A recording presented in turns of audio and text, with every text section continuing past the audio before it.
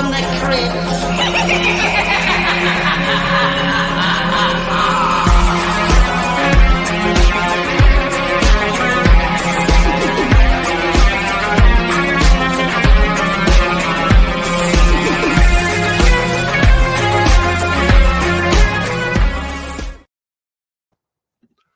Hello, boils and ghouls. Welcome to a very special interview episode of Dads from the Crypt.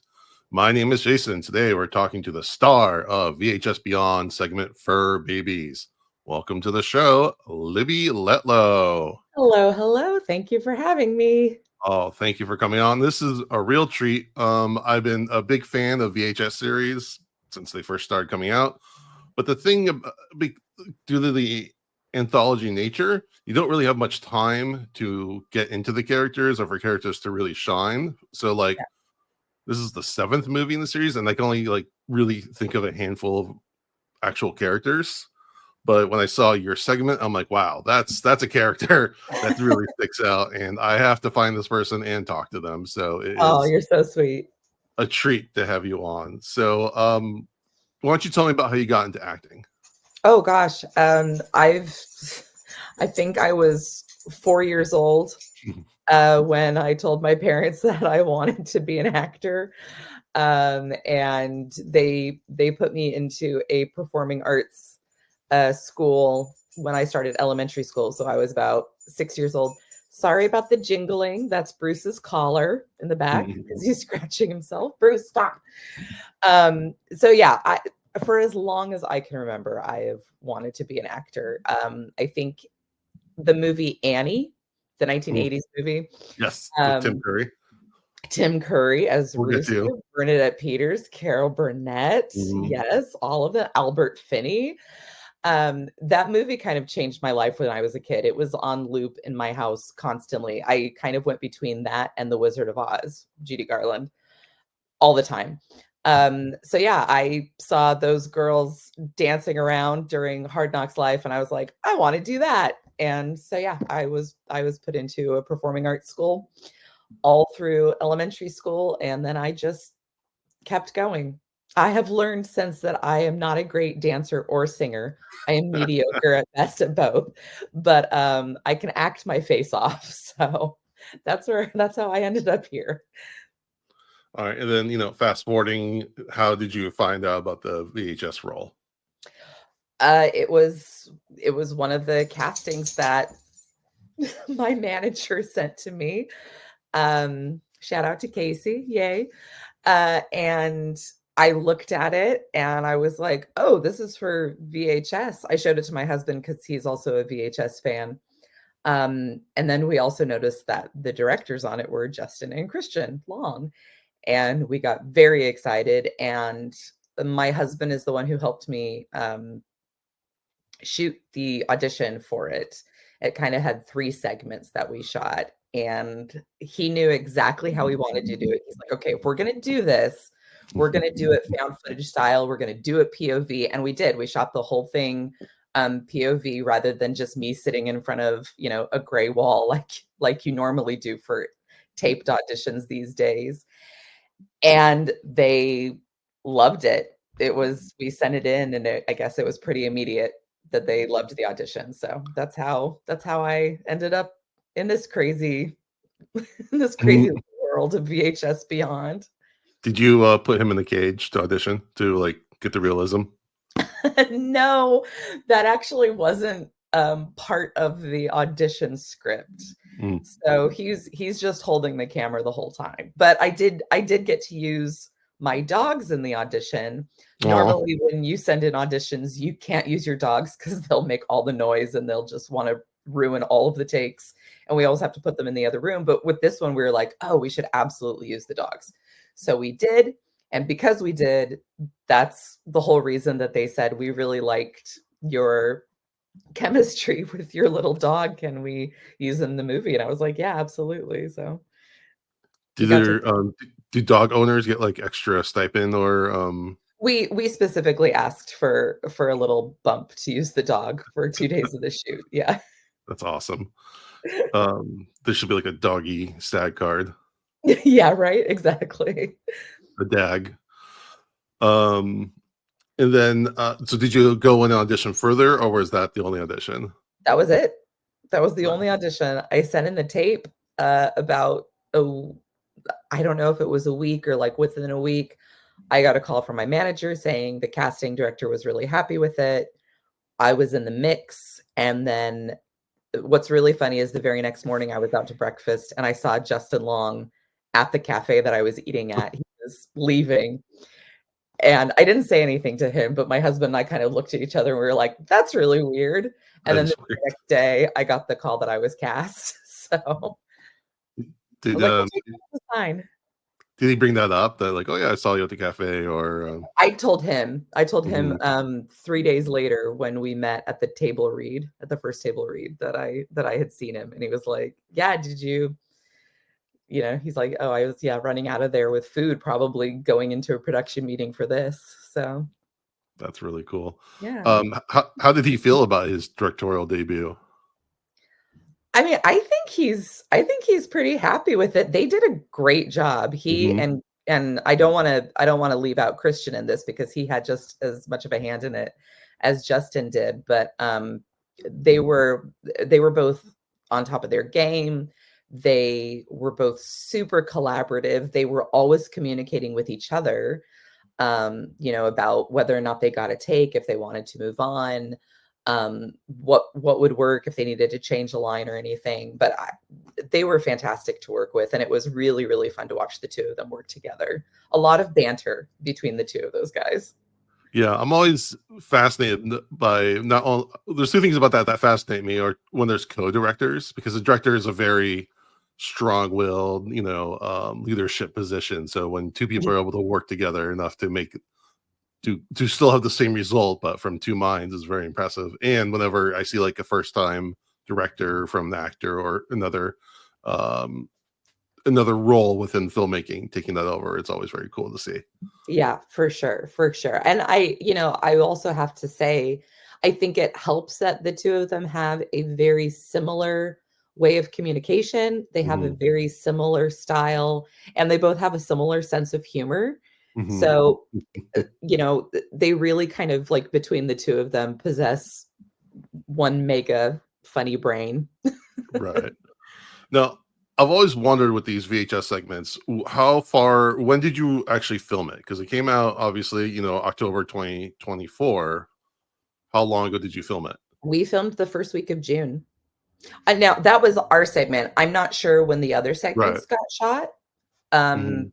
they were probably, I feel like those segments were a little more heavy on special effects and things like that.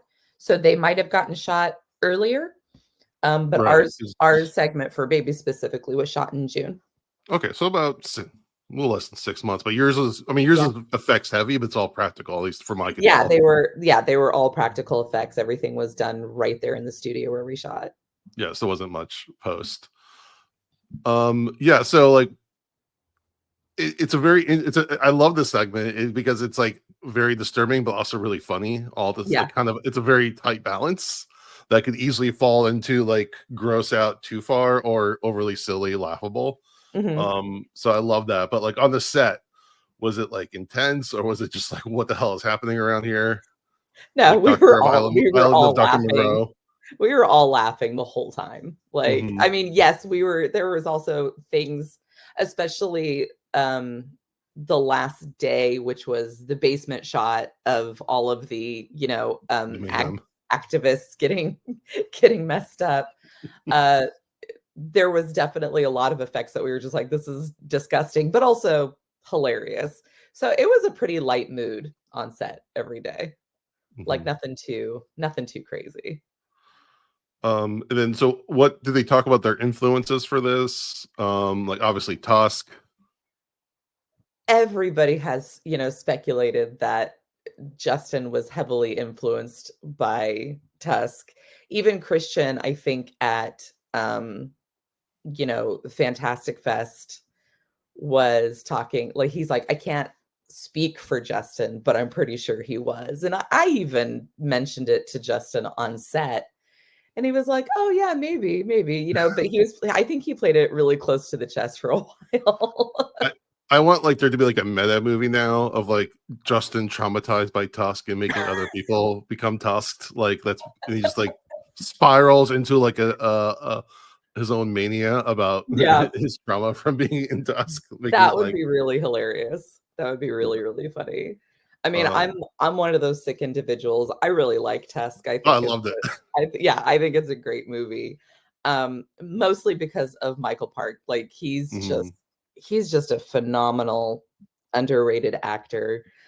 Um, but Justin gives such a just gives such a sincere and crazy performance too.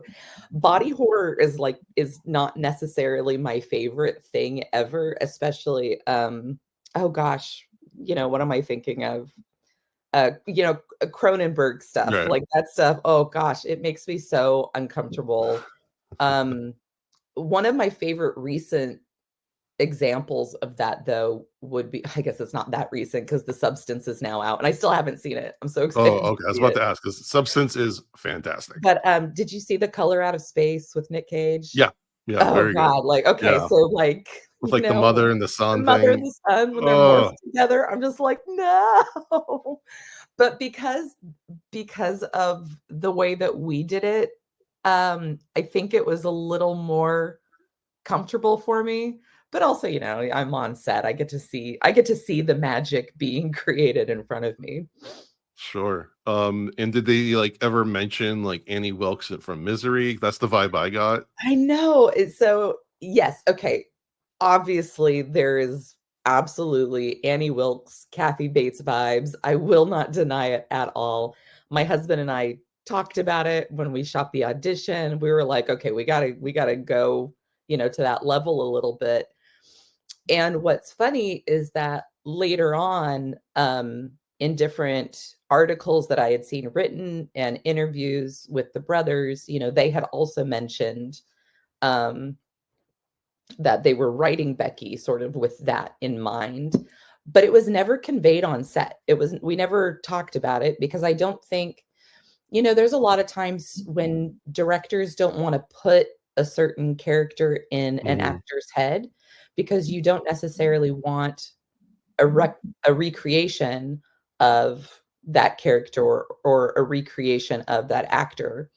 So I think he was very, very careful to never say, "Hey, go to that Kathy Bates place, go to think Annie Wilkes." We never mentioned it at all. Well, I think So I because think you the put it fact in your I say I think because you put in your audition tape, they knew you were already there, so there's no yeah, reason to tell you. it was already something that I had, I had already given it that flavor. So I Mhm. think they already knew that the flavor was already there. We don't need to force it to go any further. But I actually think it was a good thing. I'm glad Oh, that we didn't like say, yeah, we want to make this like Kathy Bates. We want to make this like Annie Wilkes. I think, you know, Becky is her own thing, mhm. but it's definitely an homage to that type of character. Sure. Do you think that was in their intent when they wrote it, or that just kind of how it Yeah, developed? I think that was their intent when they wrote it, Okay. but I didn't know that until later on Mm, when I had read a few things that they had said in interviews. nice. Yeah. Did they ever like say, "Oh, go further"? Because it's a very big character that again you can go. You can't go over the top. Yeah, Did they ever tell you bring it back, go bigger? oh gosh, I mean, there were times we did a lot of takes Hmm. at some points, where it wasn't necessarily, go bigger or go further. It would be just like, try it this way or try it Hmm. that way. And so we would try to, several different ways. And there would be times where Justin would come up to me and he'd be like, I have to be honest with you. We do have the take already. I just want to see you do more because you're fun to play with, which is an incredible compliment for an actor just to have a director be like, yeah, you'll do what I want. So let's just play. So that's a lot of the times that's all it was. We were just playing on set and seeing what we could do, seeing what we could get away with. That's awesome. Um, so what else can you tell me about, the filming? Was there any other standout, like again, working with those amazing actors, like their physicality was really impressive. Were they Oh like gosh. dancers or? No, Trevor and William are the two guys that played the dogs at the end. Trevor's the bigger dog. William was the littler dog. And I really only got to work with them we only shot for 4 days. Our stuff was only for 4 days, but so I got to work with them for 2 of the days on set. And even then it was only for like, maybe an hour or a few minutes because they'd have to go through hours of that special effects makeup. But they were incredible. They're incredible physical performers. Mm-hmm. I don't think either one of them has necessarily dance background, but definitely movement background. I'm pretty sure William does a lot of creature performances, especially because of his stature. He is a smaller guy, and I think he does a lot of stuff like that. But yeah, they're both super sweet and just really awesome. The special effects team was incredible to watch. Our stunt team was incredible to watch.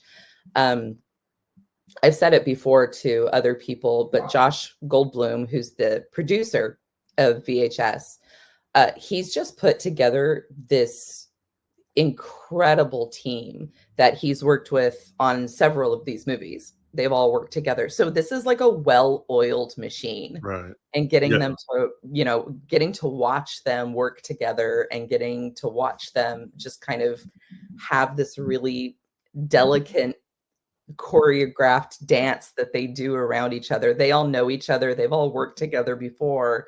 So it's like they know how to communicate with each other really, really well on set. So I don't feel like there was ever any time on set that was wasted. Mm-hmm. Everything was run really, really smoothly. And everybody was super fucking nice. Like just the nicest people.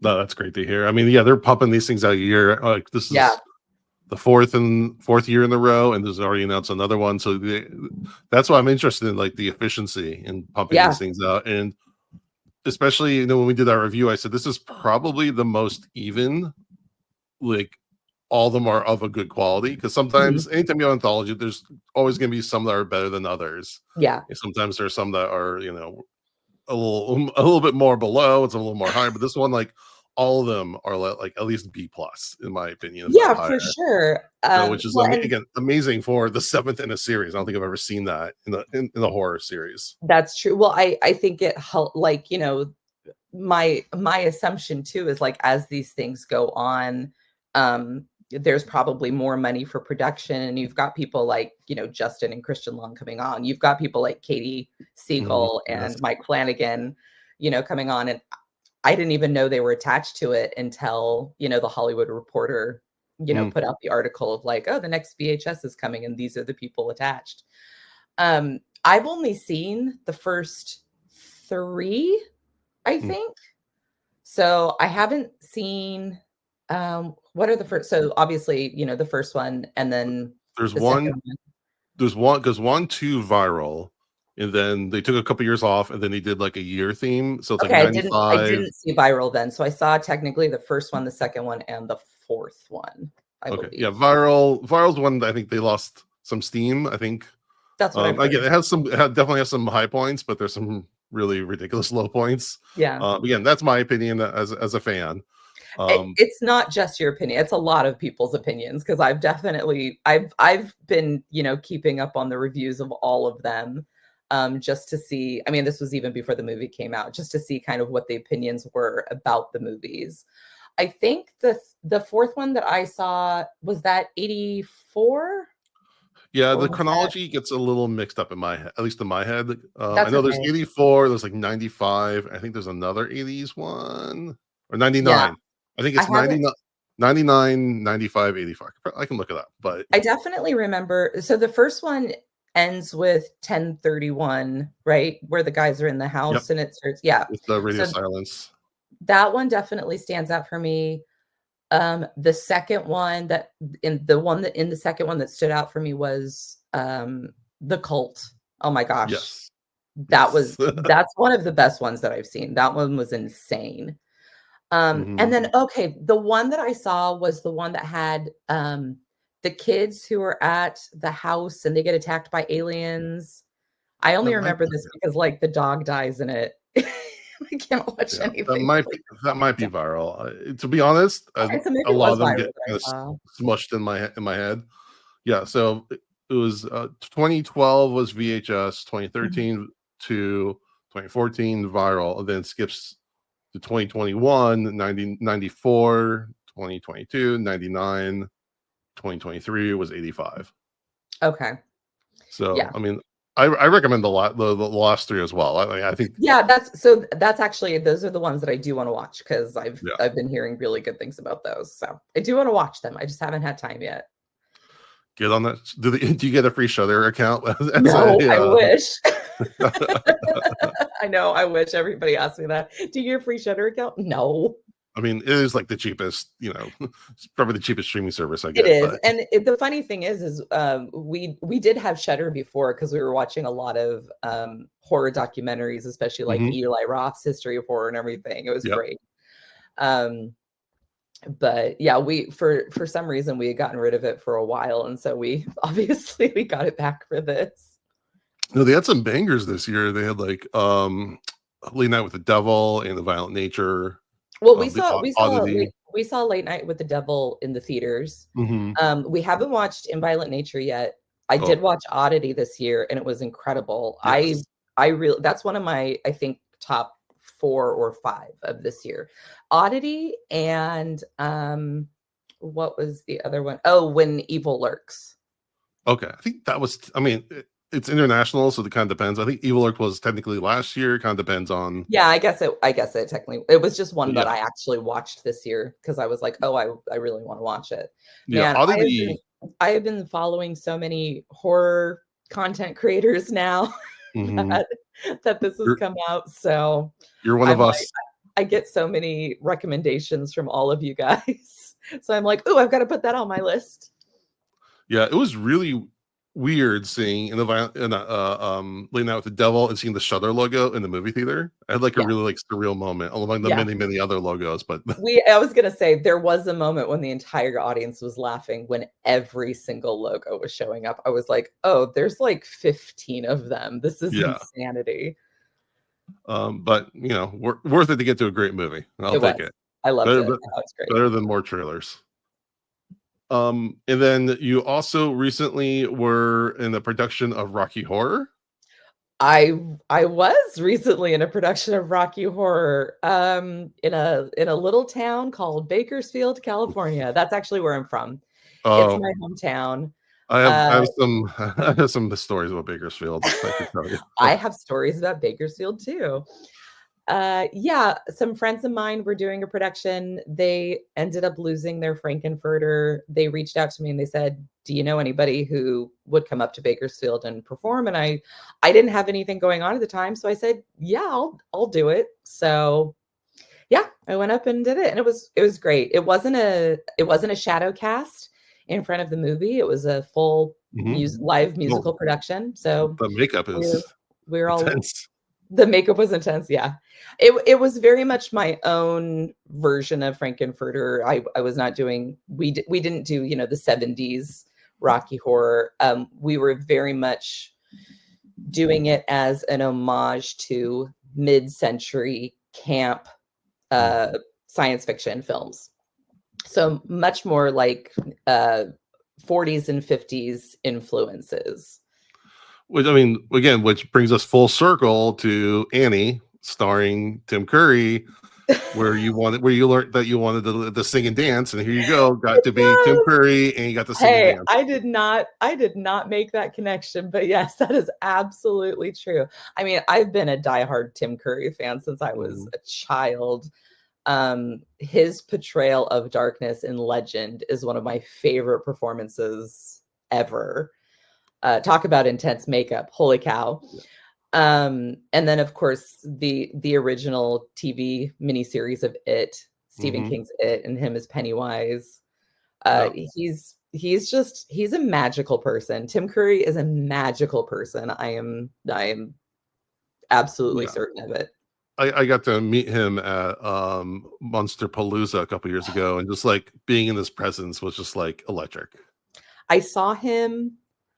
I must have been about 14 or 15 at the time, and I was in West Hollywood visiting my aunt because that's where she was living back then, and we were at the old farmers market before the Grove ever existed, where you actually had, outdoor seating and you could walk through and just get food and coffee. And I saw him there, and I didn't say anything. I wish I had, but also, I was very much aware that actors like their personal space. I didn't want to go up to him or anything. It's also, the Grove is kind of like, you go there because I feel like it's almost expected as an actor to be recognized there. Well, yeah, again, it was the farmers market at the time. Yeah, okay. But I guess it's a little different than it is now. Because I feel like if an actor goes to the Grove now, it wasn't the same vibe that the Grove is now. Like, it was very much a different vibe in the 90s. The one time I'd been there, we went to lunch, and like Amanda Seyfried was like at the table over, and we're like, do we say something? But like, obviously, I think the last time I was at the Grove, Tyra Banks was there. Yeah. Like, and she had a whole entourage and like, an umbrella over her. And I was like, okay, it's Tyra Banks. But yeah, no. I saw him. I wanted to like burst into tears and like thank him profusely all at the same time. But I kind of just like inwardly imploded a little bit. Yeah. Now, are you a fan of Tales from the Crypt? I was a big fan of Tales from the Crypt when I was younger. We didn't have HBO growing up, so I always went to my friend's house to watch HBO, and we would stay up late at night and watch Tales from the Crypt. In high school, I don't know what it was back then. The way I laughed, a lot of people said I laughed like the Crypt Keeper. So who knows? I don't have that laugh anymore. It's gone. But yeah, I loved it. I thought it was a lot of fun. I really liked Tales from the Dark Side too. Yeah. Like that was another, wonderful series that gave you all the creepy feels. Now, have you seen the Tim Curry Tales from the Crypt episode? No, I haven't. All right, I'll send you a link. Okay, please do. I would love to watch it. It is easy top 5. Because do you know anything about it? Mm-mm. Okay, I won't spoil anything except to tell you he plays 3 different characters. I have heard of that. That sounds so familiar. I think I have heard of this, but yeah, I've never seen it. So it's the kind of thing like as a kid, because I know I remember watching as a kid, and like it didn't occur to me, like I wasn't I wasn't aware enough to realize not only who that was, but that was all the same people. I just thought they all looked really. Well, God, that's like the first time I saw Coming to America. When you see Eddie Murphy in all of those different roles, and you don't realize it at all because he's just that incredible of an actor. Right. All right. Well, thank you so much for coming on the show. Do you have anything upcoming you want to plug, and where can people follow you? I do not have anything at the moment going on, but you can follow all of my socials, but they're all different handles. So let me give them all to you. On X, formerly Twitter, you can follow me at Libby_gets_low. On Instagram, you can follow me at Ribby Retro. That's just my name, Libby Letlow, but all the L's are R's. It's a Scooby-Doo reference. And then on TikTok, you can follow me at Lady Gray Low. Excellent. All right. Well, again, thank you for coming on, and we thank everyone for listening to Dads from the Crypt. Follow Dads from the Crypt on Facebook, Twitter, and Instagram, or I will follow you to the grave. No, seriously, you really should watch. But be careful what you ask for. You may get it.